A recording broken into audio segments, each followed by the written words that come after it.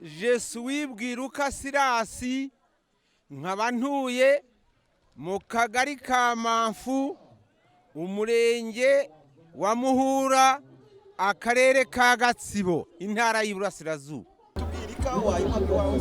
Iwanye ndayiwa jusqu'à présent.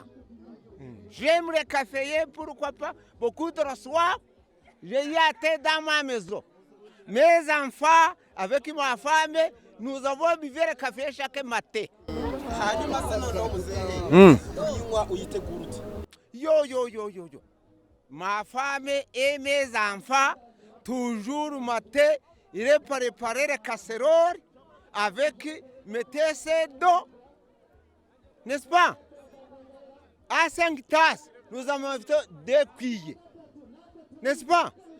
Ibiyiko bibiri akaba byo bashyiramo yamara gutabura nkamenya ko bikwiriye abana banje n'abuzukuru banje uretse ko nta bana nkifite baracutse baragiye ariko je truzamfa babuzukuru. Urufaransa rukora